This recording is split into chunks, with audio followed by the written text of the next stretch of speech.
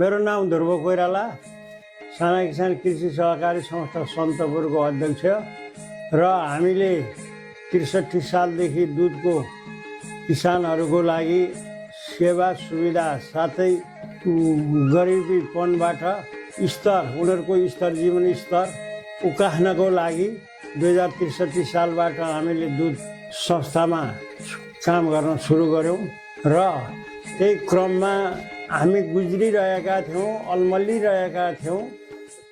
दुध उत्पादन हामी लिने, त्यसपछि डाइरेक्ट पार्टीहरूलाई जस्तो नेपाल डेरी, डिडिसी, सुजललाई दिने गरेका थियौँ र हामीलाई नेपाल कृषि केन्द्रीय सङ्घले आफा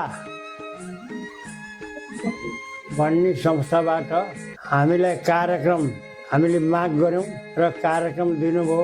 त्यो कार्यक्रम अन्तर्गत हामीले विभिन्न त्यो कामको लागि चाहिने सामानहरू, मिसिनहरू उपलब्ध गराइदिनु भयो र अहिले हामीले पैकारहरू पनि विभिन्न सामानको पैकार पनि सञ्चालन गरेका छौँ।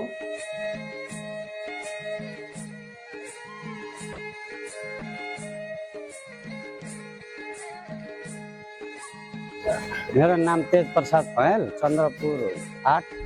म यस संस्थामा आबद्ध 2062देखि यस संस्थाले मलाई आवश्यकता परेका समस्याहरूलाई पनि साथ दिँदै र हामी किसानलाई दुधमा पनि केही मूल्य वृद्धि गरिदिएको हुँदा र बिमा गरेको बेलामा पनि बिमा सेवा तुरुन्तै नगद पैसा दिई संस्थाले सेवा दिएको हुँदा यो संस्थामा हामी धेरै लाभान्वित छौँ र हामी खुसी नै छौँ। हामीलाई सबै कुराबाट यो संस्थाले नजर गरी हामीलाई सहयोग गरेको हुँदा हामी यो संस्थामा खुसी छौँ।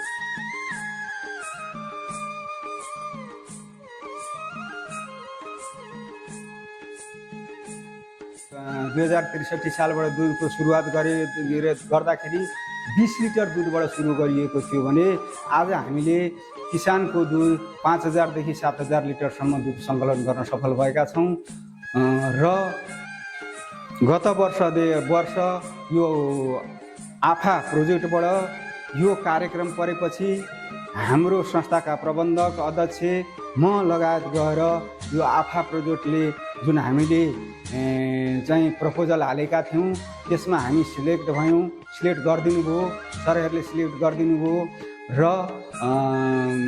केन्द्रीय सङ्घको पनि ठुलो यसमा हात छ। उहाँहरूले पनि साना किसान कृषि सहकारी संस्था सन्तपुर रौतहटले दुधको चाहिँ उद्योग सञ्चालन गरेको छ, त्यहाँ केही सहयोग गर्नुपर्छ भन्ने भावना उहाँहरूको थियो। त्यसै अनुरूप चाहिँ हामीलाई विभिन्न सामग्री, तालिम लगायत विभिन्न उपकरणहरू किन्नको लागि 21-22 लाख रुपियाँ सहयोग गरिदिनु भएकोमा आफा परिवार लगायत चाहिँ हाम्रो साना किसान केन्द्रीय सङ्घलाई मुरी धन्यवाद दिन चाहन्छु।